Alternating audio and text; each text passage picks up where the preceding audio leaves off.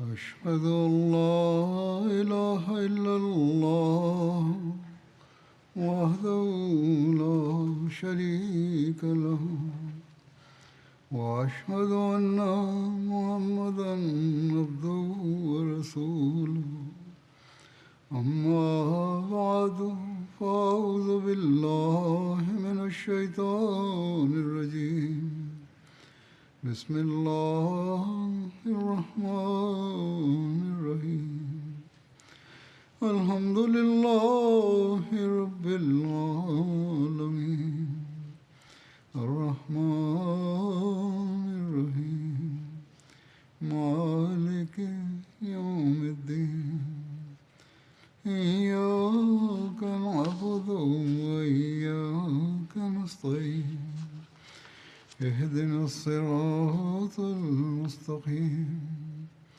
صراط الذين أنعمت عليهم غير المغضوب عليهم ولا الضالين. Bismillahirrahmanirrahim.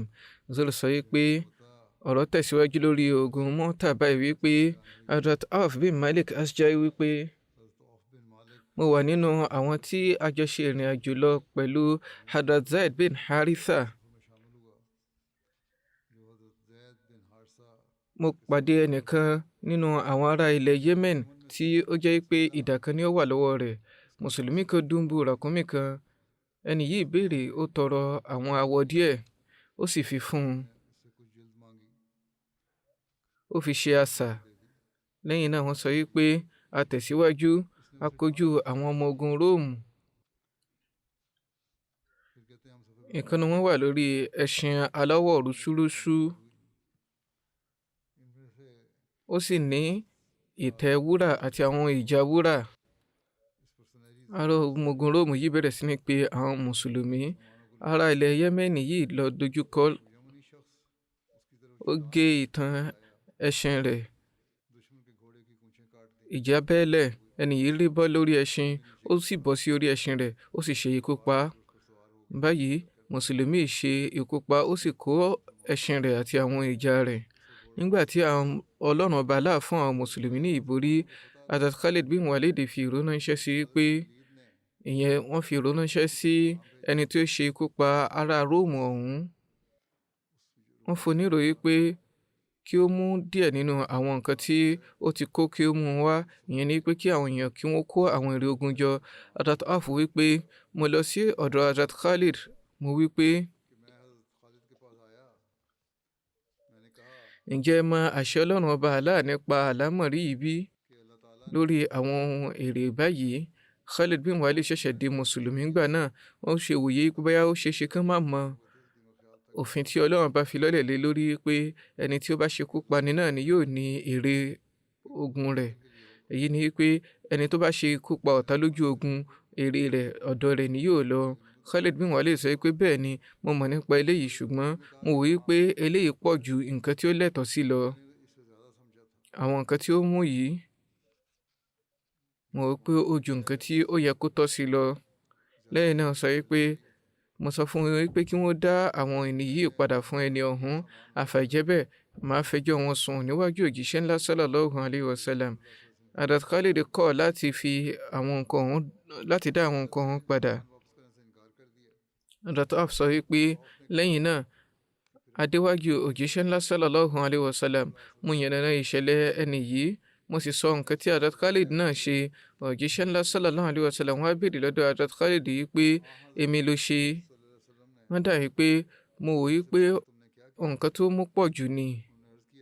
Mo rò pé ó pọ̀ jù ni mo ṣe gbà nínú rẹ̀. Òjíṣẹ́ ńlá sallallahu alayhi wa sallam dà pé ohun tó bá ti gbà lọ́wọ́ rẹ̀ dá padà fún un.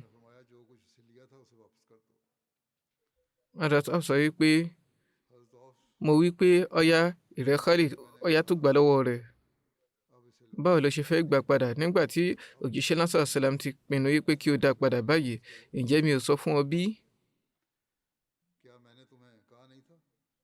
Ṣé mi ò sọ fún pé kó dá padà tẹ́lẹ̀ bí? Ní ṣókí, ìgbà tó bẹ̀rẹ̀ tí Hazrat Auf ń sọ eléyìí fún Hazrat Khalid, òjíṣẹ́ ńlá sallallahu alayhi wa sallam gbọ́ yé. òjíṣẹ́ ńlá sallallahu alaihi wasallam wá béèrè nǹkan tí ó ṣẹlẹ̀ gan ní pàtó.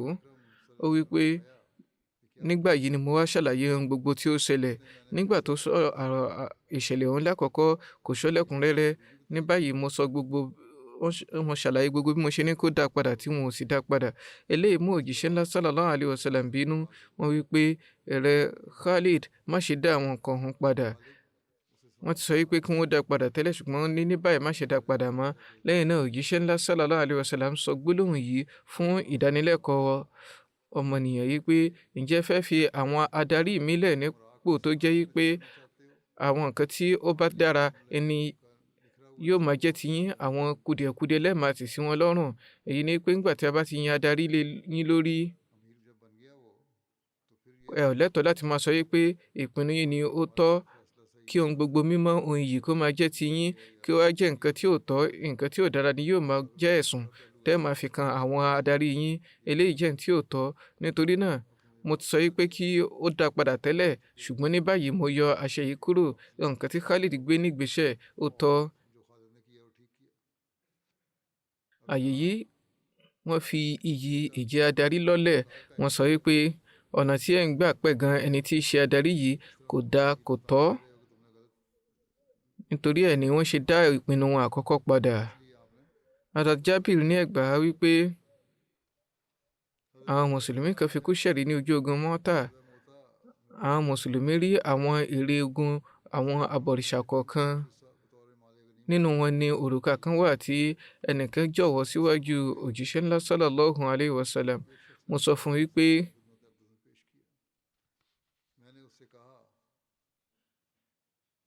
òjíṣẹ́ ńlá sallallahu alaihi wasallam ti fi òrùka ọ̀hún ṣe ẹ̀bùn fún mi.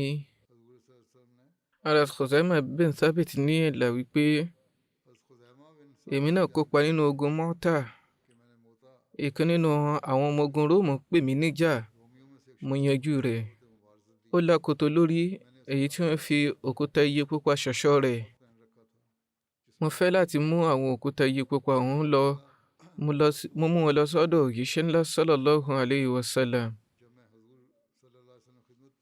Mo wá jọ̀wọ́ àwọn òkúta iyẹ pupa ọ̀hún síwájú wọn.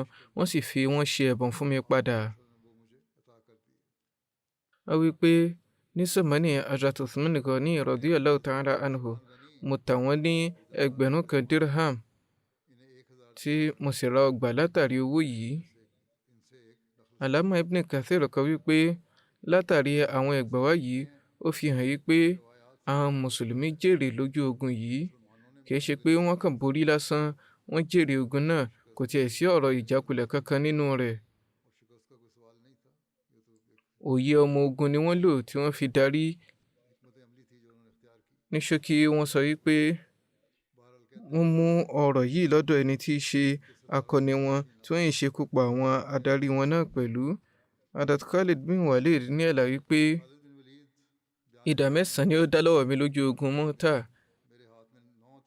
Ìdàgbọ̀rọ̀ Yẹ́mẹ́nì kan ṣoṣo ni ó ṣẹ́kù lọ́dọ̀ mi. Alama Muhammad bin Yusuf sọ wípé látàrí ẹgbàá wá yìí ó fi hàn wípé àwọn mùsùlùmí ṣe ikú pa ọ̀pọ̀lọpọ̀ àwọn abọ̀rìṣà. Àfàìjẹ́bẹ̀ wọn ò bá má ti bọ́ lọ́wọ́ wọn. 1,400 ló ń ka àwọn mùsùlùmí lójú ogun yìí tí àwọn abọ̀rìṣà sì lé ní 10,000.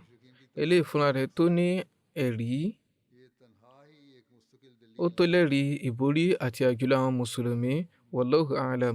Ibn Ishaq ní ẹ̀là wípé Hazrat Qutbah bin Qatada jẹ́ adarí àwọn ọmọ ogun mùsùlùmí apá ọ̀tún. Wọ́n ṣe àkọlù fún Malik bin Rafila, ẹni tí í ṣe adarí àwọn kìrìsìtẹ́nì àròkọ. Wọ́n ṣe ikú pa á. Hazrat Qutbah máa fi ọ̀rọ̀ ọ̀hún yangàn pẹ̀lú ewì Lárúbáwá.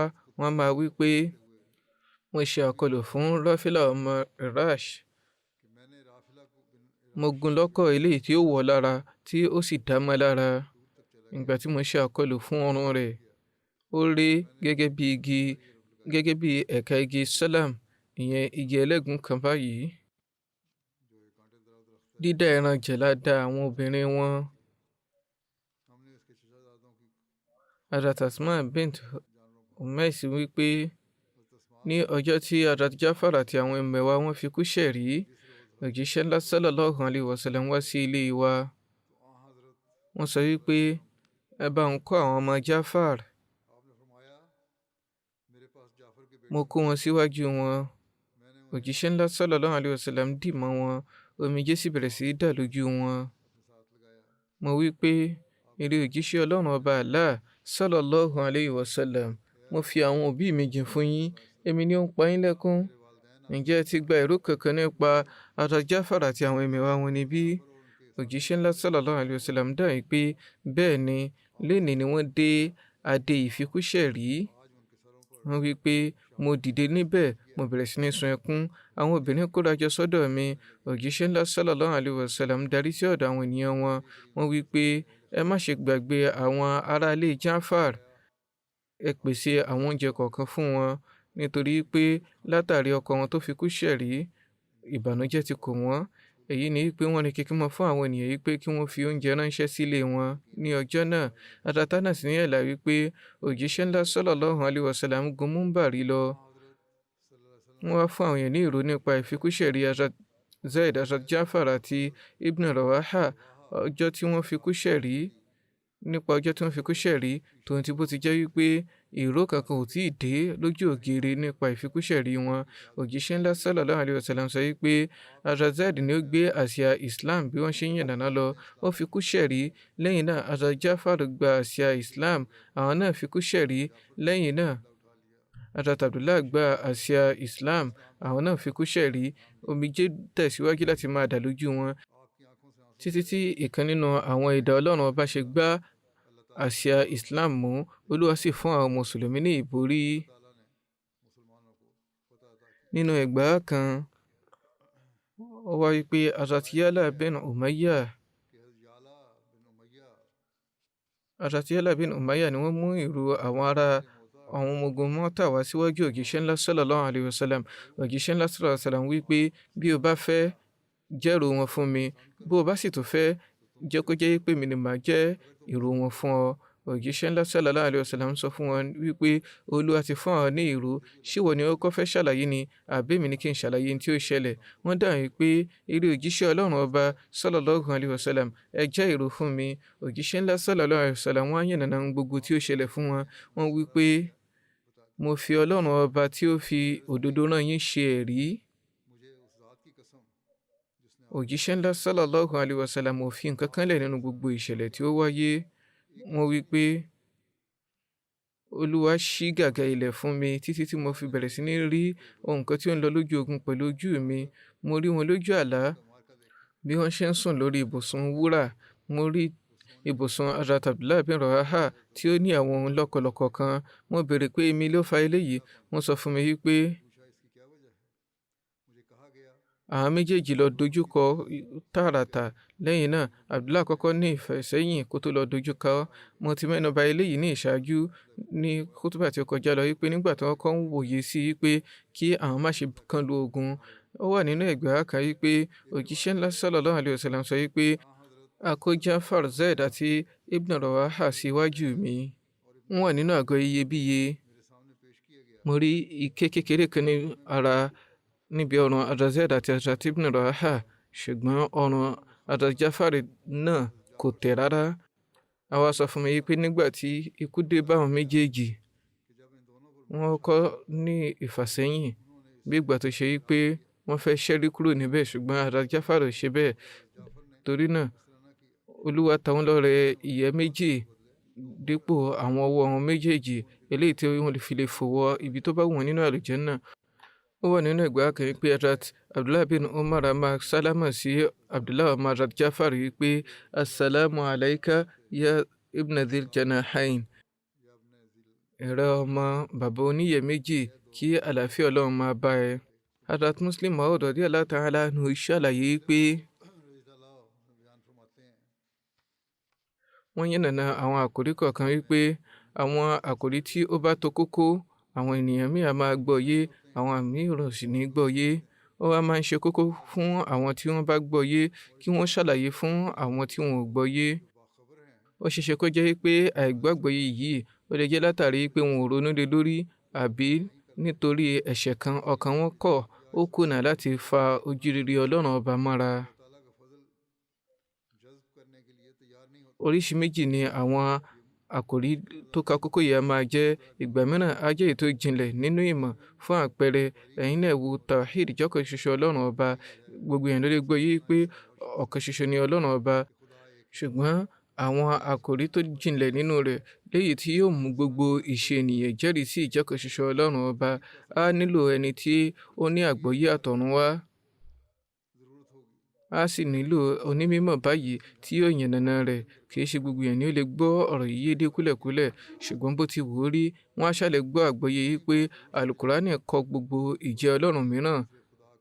Olúwa ọlọ́run bá sọ yìí pé ọlọ́run ọba kan ṣoṣo ní nínú àlùkùránì. Àlámọ̀rí mìíràn a máa yọ léyìí tí kò ní ṣe kókó kó jẹ́ àlámọ̀rí ìmọ̀, ṣùgbọ́n ọ̀nà tí wọ́n gbà yànnàná rẹ̀ á jẹ́ ọ̀nà òwe àbí ọ̀nà èdè. Kò ní jẹ́ ìmọ̀ ni ó pèpè fún, ṣùgbọ́n ọ̀nà ìwé tí wọ́n gbàgbé kalẹ̀ á jẹ́ nǹkan tí àwọn ẹlòmíràn ò ní gbọ́ yé. Nǹkan tí wọ́n yànnàná yìí pé látàrí àìgbàgbọ́ irú àwọn ọ̀nà èdè báyìí, wọ́n máa mú ìtumọ̀ kí n jáde eléyìí tí ò bá lọ ní pàtó. Wọ́n fi àpẹẹrẹ lélẹ̀ yìí pé fún àpẹẹrẹ ní sàmánì òjíṣẹ́ ńlá sallallahu alayhi wa sallam, ìṣẹ̀lẹ̀ kan wáyé nínú ogun tí wọ́n jà ní ilẹ̀ Syria tí òjíṣẹ́ ńlá sallallahu alayhi wa sallam fi Hazrat Zaid bin Haritha darí àwọn ọmọ ogun lọ. Wọ́n wí pé bí Zaid bá fi kú ṣẹ̀rí kí Jafar bin Abi Talib gba àsíá, bí Jafar bá fi kú ṣẹ̀rí kí Abdullah bin Rawaha darí ogun. Gẹ́lẹ́ bí òjíṣẹ́ ńlá sallallahu alayhi wa sallam ṣe mẹ́nubà yìí náà ni ó ṣe wáyé tí Hazrat Zaid, Hazrat Jafar àti Hazrat Abdullah mẹ́tẹ̀ẹ̀ta fi kú ṣẹ̀rí. Hazrat Khalid bin Walid wá bọ́ sí ìṣàdarí ogun, wọ́n sì kó àwọn ọmọ ogun dé lálàáfíà. Nígbà tí ìró dé Medina, àwọn obìnrin tí àwọn ọkọ wọn ti fi kú ṣẹ̀rí àbí àwọn tó ṣe wípé àwọn òbí wọn kópa nínú rẹ̀, ibi tí ìyọ̀ǹda ìbànújẹ́ ń bẹ fún wọn nínú ṣẹ̀ríà, wọ́n bú sẹ́kún débẹ̀ láti wá bá wọn kẹ́dùn. Òjíṣẹ́ ńlá sallallahu alayhi wa sallam pé gbólóhùn kan, kì í ṣe pé kí wọ́n kàn kóra jọ kán bẹ̀rẹ̀ sí ní sun ẹkún. Wọ́n sọ wípé kò sẹ́ni tí ó ń sun ẹkún fún Jafar. Jafar jẹ́ ìbátan wọn, wọ́n sì fi ẹ̀dùn yìí hàn nípa wọn. Hazrat Muslim Maud wí pé ohun kan tí mo gbọ́yé látàrí gbólóhùn yìí kì í ṣe pé wọ́n retí kí àwọn èèyàn bẹ̀rẹ̀ sí ní sun ẹkún nítorí Jafar, ṣùgbọ́n tó túmọ̀ sí ní pé ènìyàn wa ló fi kú ṣẹ̀rí yìí. Ìgbà táwọn ò ti sun ẹkún, ó yẹ kẹ́yìn náà lè ṣe sùúrù. Ohun kan tí wọ́n fẹ́ kí wọ́n gbọ́yé nìyí, tí òjíṣẹ́ ńlá sallallahu alayhi wa sallam fẹ́ kí wọ́n gbọ́yé nìyí, nítorí pé àwọn ìbátan Hazrat Jafar tó wà nílẹ̀ nígbà náà, yálà kó jẹ́ òjíṣẹ́ ńlá sallallahu alayhi wa sallam fúnra wọn àbí Hazrat Ali. Nígbà tí ẹ bá wo ìpele yìí, tí a wá rí i pé àwọn méjèèjì yìí wọn ò bú sẹ́kún. Òjíṣẹ́ ńlá sallallahu alayhi wa sallam ò bú sẹ́kún báyìí, bẹ́ẹ̀ ni Hazrat Ali náà ò hu báyìí. Eléyìí tó fi hàn yí pé gbólóhùn tí òjíṣẹ́ ńlá sallallahu alayhi wa sallam tí wọ́n sọ fún wọn náà ni pé ènìyàn mi Jafar ti fi kú ṣẹ̀rí, mi ò sun ẹkún. Ni wọ́n ṣe sọ wípé kò sẹ́ni tí ó ń sun ẹkún Jafar. Ìgbà tí àwọn sàbí wá gbọ́, nígbà tó yẹ ṣe wípé gbogbo ọ̀nà ni wọ́n máa fẹ́ láti ṣe àmúṣe nǹkan tí òjíṣẹ́ ńlá sallallahu alayhi wa sallam bá wí, báyìí ni oníkálukú wọn darí sílé. Wọ́n lọ sọ fún àwọn obìnrin wọn wípé ẹ fi ẹkún sísun sílẹ̀ níbí báyìí, kẹ́ ẹ gbalé Jafar lọ kí ẹ lọ bá wọn sun ẹkún. Báyìí ni gbogbo wọn kóra jọ lọ sí ilé Hazrat Jafar. Oníkálukú wọn sì bẹ̀rẹ̀ sí ní bú sẹ́kún. Ìgbà tí òjíṣẹ́ ńlá sallallahu alayhi wa sallam wá gbọ́ ohùn wọn, wọ́n béèrè yìí pé èmi ni ó ṣẹlẹ̀. Àwọn Ansar dáhùn wípé ìdí òjíṣẹ́ ọlọ́run ọba sallallahu alayhi wa sallam, ìgbà tẹ́ wípé kò sẹ́ni tí ó sun ẹkún fún Jafar, báyìí ni a ṣe lọ sínú ilé tá a lọ pé gbogbo àwọn obìnrin wa tí a sì fi wọ́n ránṣẹ́ sí ọ̀dọ̀ Jafar, àwọn ni wọ́n ń sun ẹkún fún wọn báyìí. Òjíṣẹ́ ńlá sallallahu alayhi wa sallam sọ wípé ohun tí mo mà gbà lérò kọ́ leléyìí, ní báyìí ẹ lọ dá wọn lẹ́kun. Ohun kan tí ó ń bẹ lórí ẹ̀mí mi ni pé ìgbà tí àwọn ò sun ẹkún, ẹ̀yin náà bá sun ẹkún. Báyìí ẹnìkan lọ láti lọ dá wọn lẹ́kun. Àwọn obìnrin yìí ń dáhùn wípé ta ni wọ́ tí yóò dá wa dúró tó dá wa lẹ́kun? Òjíṣẹ́ ńlá sallallahu alayhi wa sallam ti sọ wípé òjíṣẹ́ ńlá sallallahu alayhi wa sallam fi ìbànújẹ́ hàn lórí wípé kò sẹ́ni tí ó ń sun ẹkún fún Jafar, ìwọ wá ń dá wa lẹ́kun. Báyìí ẹni yìí lọ jẹ́ èrò rẹ̀ fún òjíṣẹ́ ńlá sallallahu alayhi wa sallam. Nígbà tó yẹ ṣe pé oníkálukú a máa fẹ́ láti jẹ́ èrò ní kíákíá, báyìí ni ó lọ tààràtà sí ọ̀dọ̀ òjíṣẹ́ ńlá sallallahu alayhi wa sallam wípé wọn ò gba ọ̀rọ̀ mi o. Òjíṣẹ́ ńlá sallallahu alayhi wa sallam sọ wípé dàìrò pọ̀ lé wọn lórí. Ọ̀nà èdè mìíràn tó ní eléyìí pé fi wọ́n lẹ̀, nígbà tó bá sú wọn, wọn yóò dákẹ́ fúnra wọn. Ṣùgbọ́n kó lo ọlọ́run bá kú ṣàánú òun náà, níṣe ló lọ bu erùpẹ̀ kún sínú aṣọ rẹ̀. Ó mú gbólóhùn ọ̀hún lójú ògiri, ó bẹ̀rẹ̀ sí ní bu erùpẹ̀ lé àwọn obìnrin ọ̀hún lórí. wọ́n wí pé ó ayọ̀ lọ́dẹ orí ni, kí ló ń ṣe yìí? Wọ́n wí pé òjíṣẹ́ ńlá sallallahu alaihi wasallam ni wọ́n pa mí láṣẹ wí pé kí n bu erùpẹ̀ lé yín lórí, màá sì bu erùpẹ̀ lé yín lórí. Ọ̀nà òwe, ọ̀nà èdè ni wọ́n lò fún wọn, ṣùgbọ́n wọ́n bẹ̀rẹ̀ sí ní mú lójú ògiri. Hazrat Aisha rí eléyìí mọ̀. Báyìí wọ́n sọ fún wọn wípé ìwọ ò tiẹ̀ gbọ́ àgbọ́yé ọ̀rọ̀. Ohun kan tí òjíṣẹ́ ńlá sallallahu alaihi wasallam ń sọ, ohun tó túmọ̀ sí ni wípé fi wọ́n lẹ̀, nígbà tó bá sú wọn, wọn ò dákẹ́ fúnra wọn. Kò túmọ̀ sí wípé kó bẹ̀rẹ̀ sí ní da erùpẹ̀ lé wọn lórí. Lára bẹ́ẹ̀, ọ̀rọ̀ ọ̀nà èdè tí òjíṣẹ́ ńlá sallallahu alaihi wasallam ń lò nìyí, ṣùgbọ́n òun bẹ̀rẹ̀ sí ní da erùpẹ̀ lé wọn lórí tààràtà. Torí náà ìgbà mìíràn àwọn ènìyàn ṣe ìgbìyànjú láti gbọ́ àgbọ́yé àwọn ọ̀nà èdè báyìí. Ẹ̀yin náà wò, ọkùnrin kan ni ò gbọ́ eléyìí yé, síbẹ̀ Hazrat Aisha gbọ́ yé, wọ́n ṣàlàyé fún un. Ìgbà mìíràn wọ́n á máa mú ọ̀rọ̀ ní ọ̀nà tí kò ní bá ìtumọ̀ rẹ̀ tààràtà lọ, tí a sì lọ mú nǹkan mìíràn jáde ní àbáyọrí rẹ̀. Látàrí ìṣẹ̀lẹ̀ yìí, a tó rí ìfẹ́ tí àwọn sàábé ní fún òjíṣẹ́ ńlá sallallahu alaihi wasallam mọ̀. Hazrat Muslim Maud radiyallahu ta'ala anhu ní ìtọ́ka sí ìṣẹ̀lẹ̀ yìí ní àyè mìíràn. Wọ́n wí pé nígbà tí àwọn sàábé fi àwọn obìnrin wọn ránṣẹ́ sí ilé Hazrat Jafar láti lọ bá wọn kẹ́dùn, eléyìí ṣe àfihàn irú ìfẹ́ tí àwọn sàábé ní fún òjíṣẹ́ ńlá sallallahu alaihi wasallam. Wọn ò tiẹ̀ wulẹ̀ rọsẹ̀ láti ronú lórí gbólóhùn tí wọ́n pè. Wọn ò wòye sí pé kí gan ni òjíṣẹ́ ńlá sallallahu alaihi wasallam fẹ́. Tààràtà ni ẹ lọ sọ fún àwọn obìnrin wọn wípé ọ̀yá ẹ̀yin ẹ dákẹ́ ìbànújẹ́ ti yín, ẹ lọ kópa nínú ìbánikẹ́dùn lọ́dọ̀ òjíṣẹ́ ńlá sallallahu alaihi wasallam. Látàrí èyí, ẹ lè gbọ́ àgbọ́yé irú ìfẹ́ tí ó jinlẹ̀ lọ́kàn wọn fún òjíṣẹ́ ńlá sallallahu alaihi wasallam, tó ṣe wípé kété tí wọ́n gbọ́ gbólóhùn yìí wípé àwọn ò gbọ́ ohun kankan tó ń sun ẹkún láti ilé Jafar, báyìí wọ́n wòye wípé àwọn ẹbí àwọn ti ṣe àṣìṣe. Ìbànújẹ́ ọkàn tààràtà tó yẹ kó wà nílẹ̀ òun èyí tí ó kó òjíṣẹ́ ńlá sallallahu alaihi wasallam. Hazrat Muslim Maud sọ wípé bó tilẹ̀ jẹ́ pé ìṣẹ̀lẹ̀ ráńpẹ́ ni eléyìí, ṣùgbọ́n irú ìfẹ́ hàn báyìí ṣọ̀wọ́n nínú ìtàn aráyé. Àwọn ènìyàn ni àwọn tó ṣe wípé gbogbo ìfarajì wọn hàn sí òjíṣẹ́ ńlá sallallahu alaihi wasallam. Gbogbo ìfarajì wọn níṣojú òjíṣẹ́ ńlá sallallahu alaihi wasallam báyìí ni ó ń wáyé tí òjíṣẹ́ ńlá sallallahu. Àwọn ènìyàn sì ní ìfẹ́ tó jinlẹ̀ fún òjíṣẹ́ ńlá sallallahu alaihi wasallam nínú eléyìí tí a ò lè rí ọgbẹ́ rẹ̀ nínú ìtàn aráyé mìíràn. Tá a bá wò ní òye aráyé, tí a bá wò nípa ẹ̀dùn ọkàn ẹni, á lékè, á jọjú kí òjíṣẹ́ ńlá sallallahu alaihi wasallam nífẹ̀ẹ́ àwọn ẹni yìí, kí wọ́n sì fi ìfẹ́ hàn sí wọn léyìí tí ó jinlẹ̀, kí ó wá jẹ́ pé tàwa tí a wá lẹ́yìn ìwọ̀nba ni yóò mọ̀. Torí pé gbogbo ìfarajì wọn hàn sí òjíṣẹ́ ńlá sallallahu alaihi wasallam tààràtà, ṣùgbọ́n sọ wípé ìfẹ́ òjíṣẹ́ ńlá sallallahu alaihi wasallam náà tó ní ìpẹ̀kun. Níbi tí gbogbo ìfẹ́ ọmọnìyàn lè lékèdè, òní ìfẹ́ wọn lékèdè. Wọn ò fẹ́ kó ṣe wípé wọn ò já wa náà ní tàn mọ́, ìyẹn àwa ènìyàn sànmọ́nì yìí. Wọn ò fẹ́ já wa ní tàn mọ́ lọ́nà kankan. Lára báyìí, àwa tí adé ní sànmọ́nì yìí, òjíṣẹ́ ńlá sallallahu alaihi wasallam ò já wa ń tàn mọ́. Lára bẹ́ẹ̀, ìfẹ́ òjíṣẹ́ ńlá sallallahu alaihi wasallam ò tún fẹ́ kó jẹ́ wípé àwọn àlùmọ̀ tí wọn yóò wá lẹ́yìn wọn ò ní kóríyá báyìí.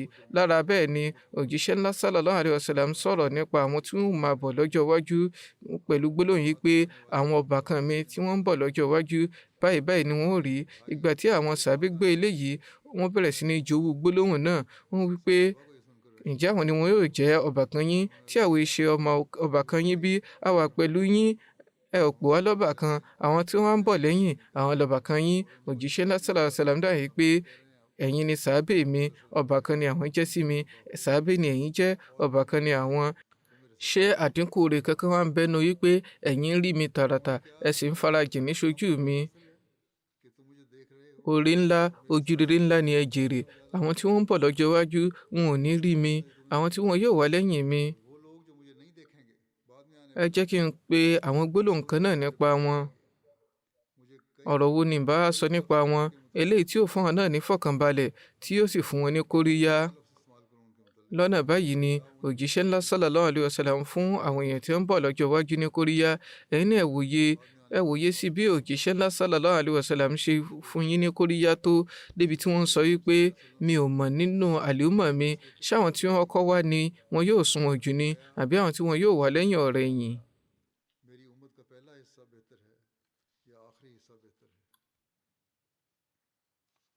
ọ̀rọ̀ tẹ̀síwájú lórí àwọn tí wọ́n fi kú ṣẹ̀rí lójú ogun Mọ́tà nínú àwọn ẹgbàá tó wà nínú ìwé Alama Ibn Kathir Al-Bidaya wa Nihaya.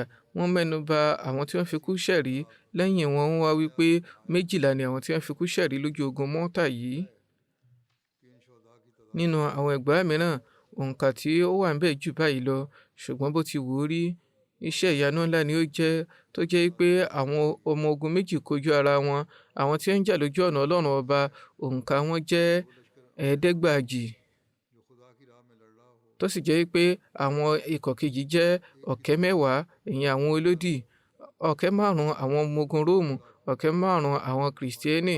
Wọ́n á fìjà pẹ́ta síbẹ̀ náà àwọn 12 péré àbí àwọn èèyàn díẹ̀ péré ni wọ́n fi kú ṣẹ̀rí láàrin àwọn mùsùlùmí tó á jẹ́ pé òǹkà ńlá ló sì di ẹni jahannama náà àwọn abọ̀rìṣà. Hazrat Khalid á máa sọ nípa tiwọn wípé idà 9 ló dá lọ́wọ́ àwọn lọ́jọ́ náà. Idà Yemen nìkan ni ó ṣẹ́kù. Mélòó ni àwọn tí wọn yóò ti di ẹni jahannama náà àwọn abọ̀rìṣà látàrí eléyìí. Nípa bí àwọn mùsùlùmí ṣe darí sí Medina àti bí òjíṣẹ́ náà sàlám ṣe pàdé wọn, àkọsílẹ̀ wà pé nígbà tí àwọn mùsùlùmí ń darí wọ́n gba ìletò kan kọjá tí ó ní odi. Ìgbà tí wọ́n kọjá níbẹ̀ ìkànnà àwọn ará ibẹ̀ ṣe kó pa mùsùlùmí kan. Àwọn mùsùlùmí ṣe ìṣèdè fún wọn títí tí wọ́n ṣe borí rẹ̀. Hazrat Khalid ṣe ikú pa ẹni tí í ṣe adarí wọn. Nígbà tí àwọn mùsùlùmí darí láti Mọ́tà, òjíṣẹ́ ńlá sallallahu alaihi wasallam àti àwọn sàhábì alápọ̀nlé lọ kí wọn káàbọ̀.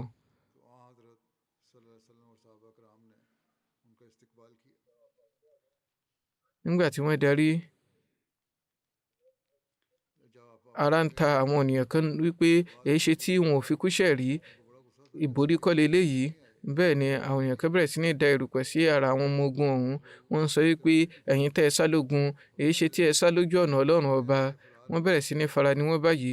Òjíṣẹ́ ńlá sallallahu alaihi wasallam wá sọ fún wọn wípé àwọn ẹni yìí wọn èyí ṣe àwọn asálógun o, àwọn kọ̀rọ̀r ni wọ́n, àwọn adarí sógun léraléra. Hazrat Abdullah bin Umar ní ẹ̀là wípé nígbà tí àwọn mùsùlùmí darí láti ojú ogun Mọ́tà, èmi náà darí pẹ̀lú wọn. Nínú ẹgbàá mìíràn wọ́n sọ wípé ojú tì wá yí pé asálógun. Ohun tó ń bẹ lórí ẹ̀mí wa ni wípé àwa fi wọ́n lẹ̀ adarí, bó tilẹ̀ jẹ́ wípé àwọn ọ̀tá ni wọ́n kọ́kọ́ pẹ̀yìn dà.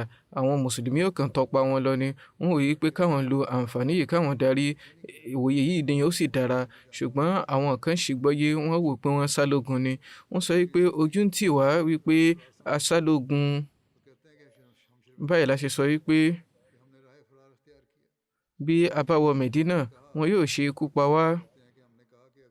Òru ni a wọ inú Medina tí a lọ ra farasin. Ojú ń tì wọ́n ni ó ń ṣe lọ fi ara sin. Ṣùgbọ́n wọ́n sọ wípé ìbádára kárí àǹfààní láti déwájú òjíṣẹ́ ńlá sallallahu alaihi wasallam ká tọrọ àforíjìn, ká tọrọ gáfárà. Bí wọ́n bá gba ìtúbà wa ó dára, àfi bí ò bá jẹ́ bẹ́ẹ̀ ká kúkú gbáradì ká padà sógun. Ṣáájú ìrun fájìr ní adéwájú òjíṣẹ́ ńlá sallallahu alaihi wasallam. Wọ́n béèrè pé ta lẹ̀yin? A dáhùn pé àwa tá a sálógun ni. Ojú ló ń tì wọ́n, fúnra wọn ni wọ́n pera wọn báyìí pé àwa tá a sálógun ni. Òjíṣẹ́ ńlá sallallahu alaihi wasallam wí pé ẹ̀yin lẹ wá tún ìgbáradì ṣe, inú ikọ̀ yín ni mo wà. Àwọn sọ pé inú ikọ̀ gbogbo mùsùlùmí ni mo wà. Báyìí ni a ṣe fẹnu kò wọ́n lọ́wọ́. Òjíṣẹ́ ńlá sallallahu alaihi wasallam fi ìfẹ́ hàn sí wọn báyìí. Ọ̀rọ̀ nípa ẹ̀wọ̀ ogun mìíràn náà wá, èyí tí í ṣe Sariya Amr bin al-As. Eléyìí wáyé ní Jumada Thaniya ọdún 6 Hijra.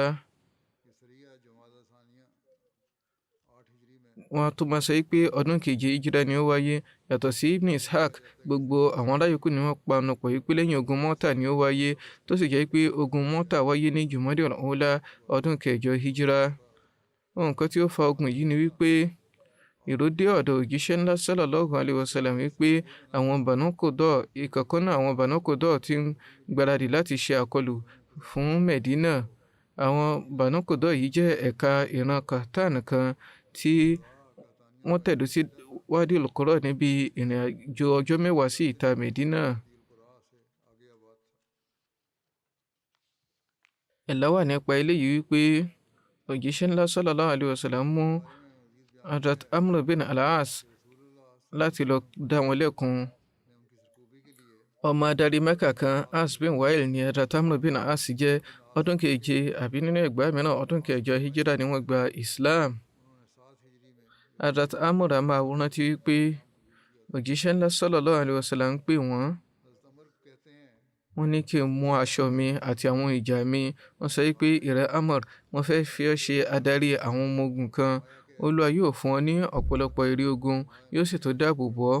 Hazrat Amr tọrọ wípé mi ò máa gba Islam nítorí ọrọ̀. Òjíṣẹ́ ńlá sallallahu alaihi wasallam dáhùn wípé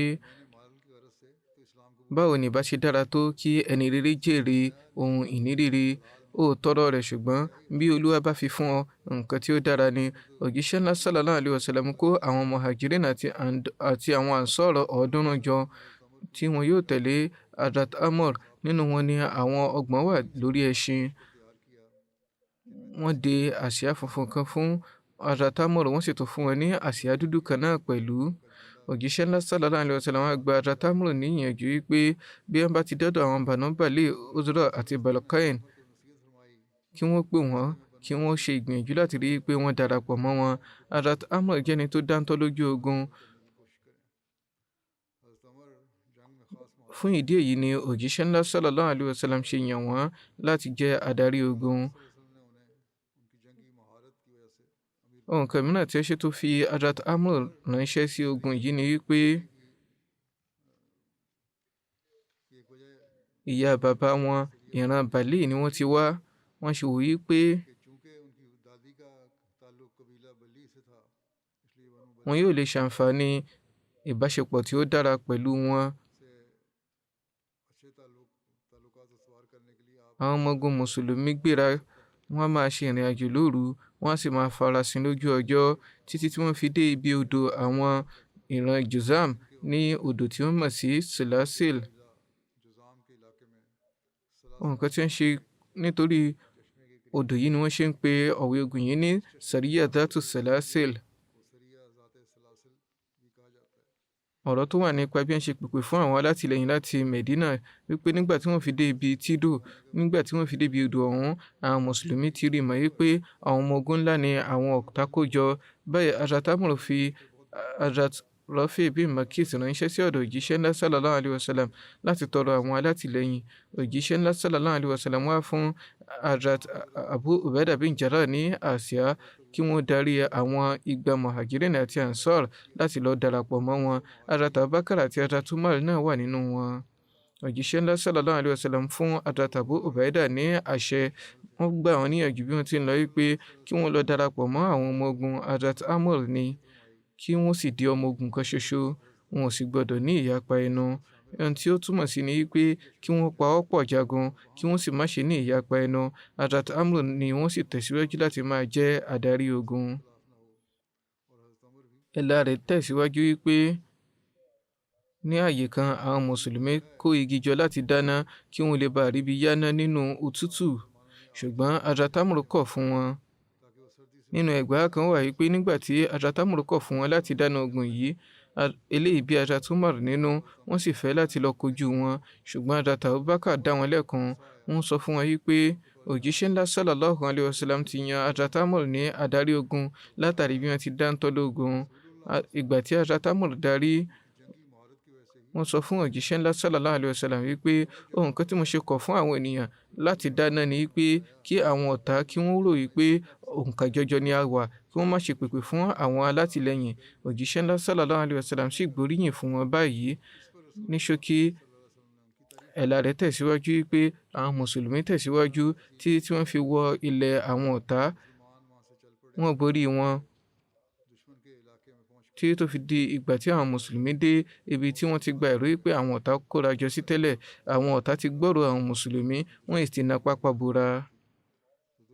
Àwọn Mùsùlùmí tọpa wọn, wọ́n kó àwọn ikọ̀ kọ̀ọ̀kan náà àwọn ọ̀tá tí wọ́n kojú wọn tí wọ́n sì borí wọn. gbogbo ará yòókù sá lọ. Àwọn mùsùlùmí kóra jọ fún ọjọ́ díẹ̀ ní ààyè yìí. Ibikíbi tí wọ́n bá ti gbọ́ wípé àwọn ikọ̀ kan wà, wọn yóò rán àwọn ọmọ ogun eré ẹṣin lọ láti lọ kojú wọn. Wọn yóò sì kó àwọn ohun ẹran tí wọ́n ń dájọ́ wá padà. Àwọn mùsùlùmí gbéra láti darí sí Medina.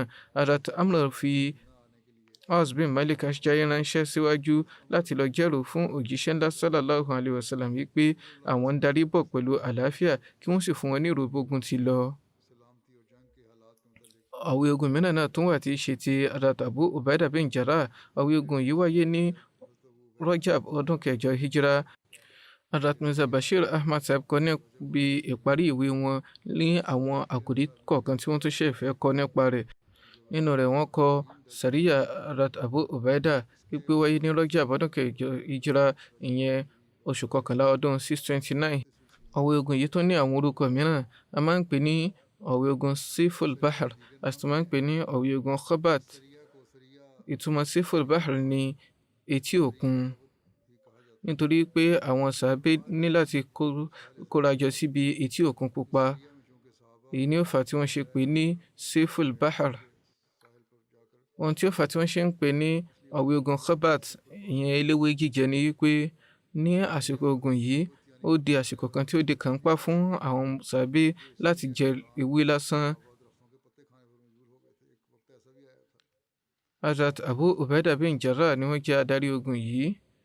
Òjíṣẹ́ ńlá sallallahu alaihi wasallam mú àwọn muhajirin àti ansar ọ̀ọ́dúnrún láti tẹ̀lé wọn lọ kí wọ́n lọ sí ọ̀dọ̀ ẹ̀ka àwọn Banu Juhayna kan. Hazrat Umar náà pẹ̀lú àwọn ọmọ ogun yìí. Banu Juhayna jẹ́ àwọn ọ̀nà kan tí wọ́n tẹ̀dó sí àyè kan tí a mọ̀ sí Qabaliyya. Qabaliyya jẹ́ ìrìnàjò òru 5 sí ìta Medina ní etí òkun. Ohun tí wọ́n ṣe lọ fún ọ̀wọ́ ogun yìí gẹ́gẹ́ bí wọ́n ṣe máa ń yànnàná rẹ̀ ni wípé àwọn ikọ̀ oníṣòwò Kùrẹ́ṣì kan láti Mẹ́kà, wọ́n ní láti lọ sí Mẹ́kà, wọn yóò gba Síríà kọjá lọ sí Mẹ́kà. Ẹ̀rù sì ń bá wọn wípé kí wọ́n má gba àkọlù láti ọ̀dọ̀ àwọn ìran Juhayna. Eléyìí wà ní àsìkò ìpẹ̀tù sí Hudaybiyah. Ìgbà tó sì jẹ́ wípé àwọn ìran Juhayna jẹ́ àwọn tí wọ́n ti pawọ́pọ̀ pẹ̀lú òjíṣẹ́ ńlá sallallahu alaihi wasallam. Eléyìí ló fà tí òjíṣẹ́ ńlá sallallahu alaihi wasallam ṣe wò lọ́nà òye wípé kí wọ́n tètè fi àwọn kan ránṣẹ́ láti ṣe ètò ìdáàbòbò, kó má bàa di pé ẹnikẹ́ni yóò ṣe àkọlù fún àwọn ọmọ ogun Kùrẹ́ṣì, kí àwọn ọmọ ogun Kùrẹ́ṣì má bàa rí gẹ́gẹ́ bí àwáwí fún ìjàmbá májẹ̀mú. Báyìí wọ́n fi àwọn ikọ̀ kan ránṣẹ́ láti dáàbòbò àwọn oníṣòwò Kùrẹ́ṣì, káwọn tí wọ́n kóra jọ síbẹ̀ kí wọ́n bá ṣe àkọlù fún wọn. Nígbà tó jẹ́ wípé abẹ́ àsìkò ìpẹ̀tù sí Hudaybiyah ni, eléyìí ni ó fà tí wọ́n ṣe fi àwọn ọmọ ogun ránṣẹ́, àwọn ọ̀ọ́dúnrún ọmọ ogun yìí ránṣẹ́ pé kí wọ́n dáàbòbò wọn, kí káwọn ikọ̀ oníṣòwò Kùrẹ́ṣì kí wọ́n lè kọjá pẹ̀lú ààbò àti àlàáfíà. Èyí fi hàn yí pé àwọn sàábé ò kọjá lọ síbẹ̀, wọn ò lọ síbẹ̀ nítorí àtijà. Èyí ló fà tó fi jẹ́ pé gbogbo ọjọ́ 15 tí wọ́n lò kò sí ọ̀rọ̀ ìjà kankan tí ó wáyé. Nípa lílọ àti ìpèsè tí ó tán ní ojú ogun yìí, ẹ̀là lọ báyìí wípé Hazrat Jabir ní ẹ̀là nípa ọ̀wọ́ ogun yìí wípé òjíṣẹ́ ńlá sallallahu alaihi wasallam fi wá ránṣẹ́. 300 ni a jẹ́ lórí ẹṣin. Abu Ubaidah bin Jarrah ni amir wa. A jáde lọ. Nígbà tí a fi rin ìrìn àjò ráńpẹ́, ó di pé ohun gbogbo ìpèsè wa tán. Hazrat Abu Ubaidah wá pàṣẹ pé kí gbogbo ohun tí a bá ní lọ́dọ̀ jọ, ohun pẹ́pẹ̀pẹ́ tí oníkálukú ní àdájọ. Nígbà náà gbogbo ẹ̀ jẹ́ àpò 2 péré. Hazrat Abu Ubaidah bẹ̀rẹ̀ sí ní fún wa ní oúnjẹ kéékèèké tí ó fi tán. Lẹ́yìn náà ó di wípé wọ́n fún wa ní dàbínù kọ̀ọ̀kan. Ẹlẹ́gbàá béèrè pé mo bi lọ́dọ̀ Hazrat Jabir pé ǹjẹ́ dàbínù kan yóò tán ebi yín bí? Wọ́n dà pé ìgbà tí eléyìí gan sí mọ́, ìgbà wọn gan ni a mọ iyì dàbínù ẹyọ kan ṣoṣo. Nígbà tí a ò ní nǹkan kan mọ́, ìgbà náà la mọ iyì dàbínù kan ṣoṣo. Nínú ẹgbàá kan wọ́n sọ pé Hazrat Jabir wípé dàbínù ẹyọ kan ni a kàn tẹ̀síwájú láti máa pọ́nlá fún gbogbo ọjọ́ tí a sì máa mọmi lé. Eléyìí yóò sì tó wa títí di alẹ́. Hazrat Jabir wá wípé a lọ láti lọ dáàbòbò àwọn ikọ̀ oníṣòwò àwọn ọmọ Kùrẹ́ṣì. A lò ìlàjì oṣù ní etí òkun. Ebi ńlá pa wá débi pé kódà a jẹ ewé. Eléyìí ni ó fà tí wọ́n ṣe ń pe àwọn ọmọ ogun yìí ní Jeshul Khabat, ìyẹn àwọn ọmọ ogun ajẹwé. pé nítorí bí àṣírí oúnjẹ jẹ yìí àtilẹ̀ lọ́pọ̀lọpọ̀, bẹ́ẹ̀ sì ni àwọn ẹnu wa gan ti gbẹ, wọ́n ti gbọgbẹ́ títí tó fi di pé ẹnìkan sọ nínú wa pé bí àwọn ọ̀tá bá lọ kojú wa lásìkò yìí nítorí irú ìnira tí a wà yìí, a ò tiẹ̀ ní lè gbéra jọ láti lọ kojú wọn.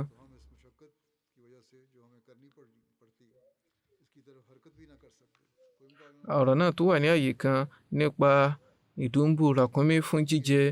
Jábìrì wípé ẹnìkan ń bẹ nínú àwọn ọmọ ogun tí ó dúnbù ràkúnmí mẹ́ta láti bọ́ àwọn ènìyàn fún ọjọ́ mẹ́ta. Lẹ́yìn náà Abu Ubaidah dá wọn lẹ́kun. Nínú àwọn ìwé ìtàn a rí mọ̀ pé Qais bin Saad ni ẹni yìí. Qais bin Saad wípé ta lẹni tí yóò ta ràkúnmí rẹ̀ fún mi pẹ̀lú òdiwọ̀n dàbínù.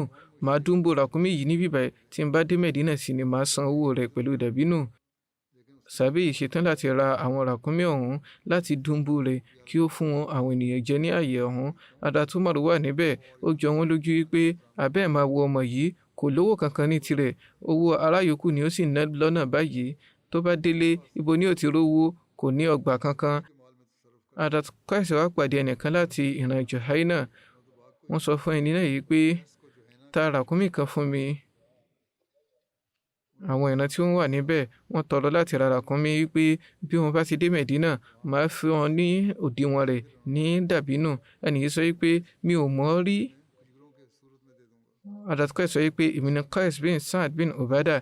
Ẹni náà dáhùn pé ìgbà tó ti mẹ́nu bà ìran rẹ̀ yìí, ó ti jẹ́ kí n mọ bí ó ti jẹ́. Èmi àti adarí àwọn Yathrib Saad ọ̀rẹ́ ni a jọ jẹ́. ọ̀rẹ́ la jẹ́. Qais ra ràkúnmí 5 lọ́wọ́ rẹ̀ pẹ̀lú òṣùwọ̀n ìṣù dàbínù ńlá 5,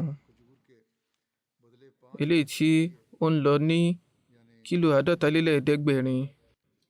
Ó wí pé ẹ pe ẹlẹ́rìí fún mi, àwọn èèyàn gbọ́dọ̀ ṣe onídùúró. Báyìí àwọn Muhajirin àti àwọn Ansar tó wà níbẹ̀ jẹ́ onídùúró rẹ̀. Umar kọ̀ láti jẹ́ onídùúró, láti jẹ́ ẹlẹ́rìí pé owó yìí kìí ṣe owó rẹ̀, owó bàbá rẹ̀ ni. Ó ń sọ̀rọ̀ nípa dàbínù. Bàbá rẹ̀ ló ní dàbínù, ló ní ọgbà dàbínù. Ibo ló ti fẹ́ rówó san, ibo ló ti fẹ́ rí san. Ní ṣókí, nígbà tí wọ́n darí sí Mẹ̀dínà, Saad béèrè lọ́dọ̀ Qais wípé nígbà tí ebi ń pa àwọn sàábé, èmi ló ṣe. Wọ́n dá yìí pé mo dúnbù ràkúnmí kan ni. Saad béèrè pé kí ló tún ṣe. Ó sọ wípé mo tún dúnbù ràkúnmí mìíràn.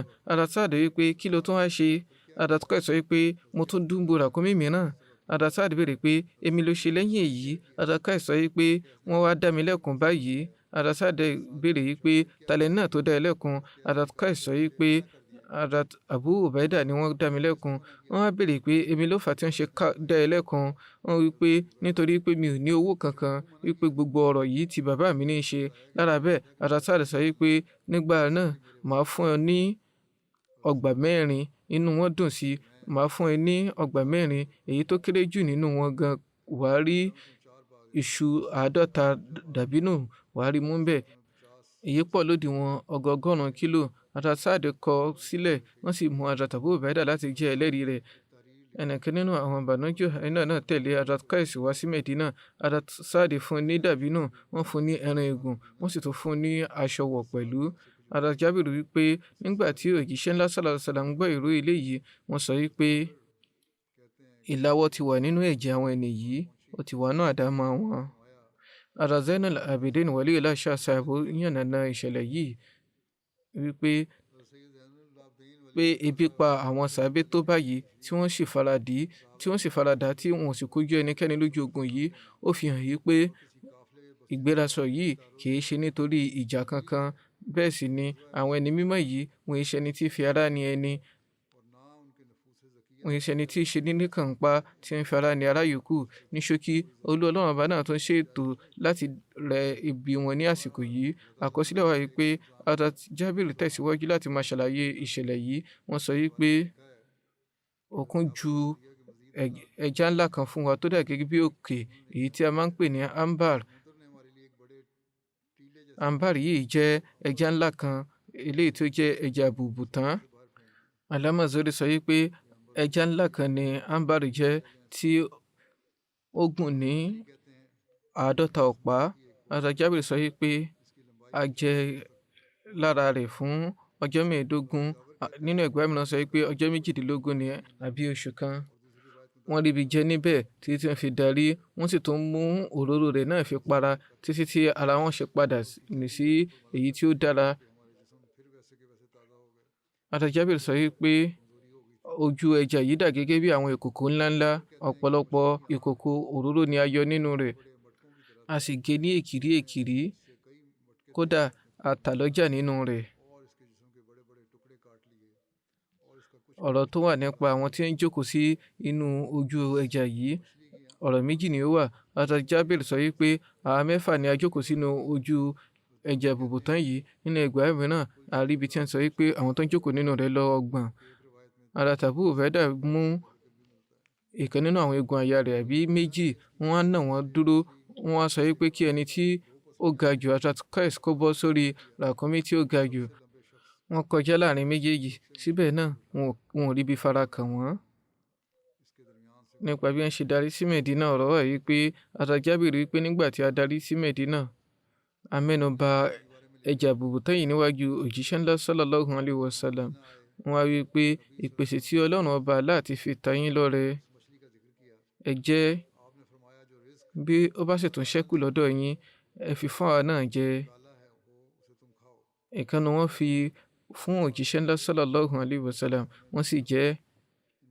Ibi tí eléyìí parí sí nìyí.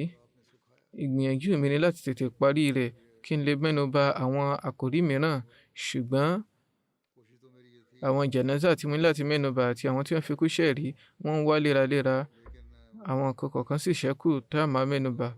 Lẹ́yìn náà a sọ̀rọ̀ nípa ìborí Mákà. Ní ṣókí ọ̀rọ̀ wọn á sì tẹ̀síwájú ní èní. Màá fẹ́ láti sọ wípé gẹ́gẹ́ mo ṣe ti sọ ní Jímọ̀ tí ó kọjá lọ wípé ipò ogun ní Pakistan àti India wà báyìí. Torí náà ẹ ṣe àdúrà lọ́pọ̀lọpọ̀ kí àwùjọ ìrẹ́pọ̀ àti àlàáfíà lè bọ́ sáàrin àwọn méjèèjì.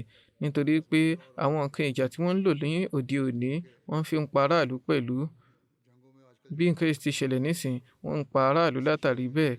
Torí náà ẹ ṣe ní àdúrà káwọn méjèèjì gbáfà fún ìrẹ́pọ̀ àtàlàáfíà kí wọ́n sì yẹra fún àna ńlá. Lórí èyí, ó ṣe kókó láti tún rí mọ̀ lórí ẹ̀mí wa wípé àwọn ènìyàn ní òmìnira láti fi ìwòye wọn hàn lórí ètò ìkànsíra ẹni àti oríṣiríṣi àwọn ẹ̀rọ ìfìròránṣẹ́ káàkiri ètò ayélujára ní òde òní. Torí náà àwọn èèyàn ń fi ìwòye wọn hàn bó ti wù wọ́n. Ohun tó bá bọ́ sórí ẹ̀mí oníkálukú náà ló ń sọ. Eléyìí tí ó ní àǹfààní ráńpẹ́ àti àna ńlá, oníkálukú ló ń fi ìwòye tí ẹ hàn. Wọ́n mẹ́nu bà nǹkan tí wọ́n fẹ́. Ó ṣe kókó fún àwọn Ahmadi láti yẹra fún nǹkan báyìí nítorí pé eléyìí àǹfààní rẹ̀ kéré jọjọ, ewu rẹ̀ sì pọ̀. Bí ẹ bá tiẹ̀ wá ní ìwúrí, bẹ́nikẹ́ni bá ní ìwúrí láti jẹ́ èrò kankan, kó jẹ́ èrò àlàáfíà àti ìrẹ́pọ̀. Ní ìparí ìṣẹ̀mí Hazrat Masih Maud alayhi salatu wassalam, ìwé tí wọ́n kọ ní Pẹ̀gẹ́mì Sọ́là, ìró àlàáfíà. Ìró tí wọ́n sì fi lọ́lẹ̀ fún wa nígbà náà ni pé kí a tẹ̀síwájú láti máa fi ìró àlàáfíà àti ìrẹ́pọ̀ lọ́lẹ̀. Torí náà ó ṣe kókó fún gbogbo Ahmadi láti rántí èyí, ká sì sapá lójú ọ̀nà èyí, kí Olúwa bá dáàbò bo gbogbo ẹni tí ò mọ́wọ́ mẹsẹ̀. Ó fojú hàn yìí pé àwọn alágbára ayé kọ̀ọ̀kan náà ń fi ẹná sí i, wọ́n ń rúná sí eléyìí. Wọ́n fẹ́ kí ìjà bẹ́ sílẹ̀ láàrin wọn, kí wọ́n dẹni lílẹ̀, kí wọ́n sì lè rí ohun ìjà tí wọ́n tà, kí Olúwa dóòlà wọn lọ́wọ́ àwọn oníwà ìbàjẹ́ yìí. Bákan náà ṣe àdúrà fún àwọn aráàlú Palestine, kí Olúwa ṣe ìrọ̀rùn fún wọn, kó sì jẹ́ kí wọ́n lè gbé inú orílẹ̀ wọn pẹ̀lú àlàáfíà. Ó fojú hàn báyìí pé kò sí ọ̀nà ààbò kankan, àlàáfíà kankan fún wọn. Ní tí wọ́n ń ṣe nígbìyànjú ni láti lé wọn kúrò ní ilẹ̀ wọn. Àwọn alágbára yìí sì ń parapọ̀ lórí èyí. Kí Olúwa fún àwọn orílẹ̀ Mùsùlùmí ní làákàyè kí wọ́n lè ní ìṣọ̀kan. Bí wọ́n bá ní ìṣọ̀kan, ọ̀pọ̀lọpọ̀ ìṣòro ni wọn yóò lè yanjú. Bí ogun àgbáyé bá bẹ́ sílẹ̀, ìròkèrò tí ń bẹ lọ́dọ̀ àwọn ènìyàn kọ̀ọ̀kan ò tọ́, tí wọ́n wòye sí pé bóyá àwọn ò bọ́, gbogbo wọn ni yóò kó sábẹ́. Fún ìdí èyí, ó ṣe kókó fún oníkálukú láti yẹra fún irú èròkèrò yìí kí Olúwa bá a dáàbò bo gbogbo ọmọ aráyé. Bó ti wù ú rí, ọ̀nà kan ṣoṣo náà ni àbáyọ rẹ̀ gẹ́gẹ́ bí mo ṣe ti ń sọ léraléra, òun náà ni kí ọmọ aráyé dojúkọ Ọlọ́run Ọba, ká wólẹ̀ fún Ọlọ́run Ọba, òun nìkan ni ó lè dóòlà, kò sí ọ̀nà mìíràn, kí Olúwa yọ̀ǹda eléyìí fún oníkálukú.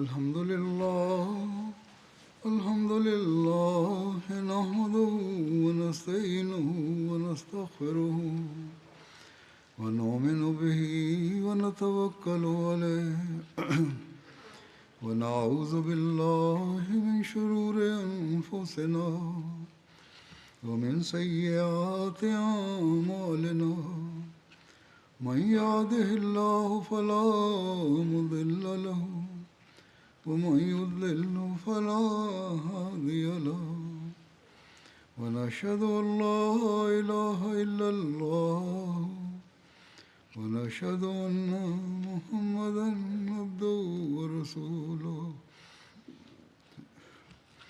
عباد الله رحمكم الله إن الله يأمر بالعدل والإحسان وإيتاء ذي القربى وينهى عن الفحشاء والمنكر والبغي يعظكم لعلكم تذكرون اذكروا الله يذكركم وادعوه يستجب لكم ولذكر الله أكبر.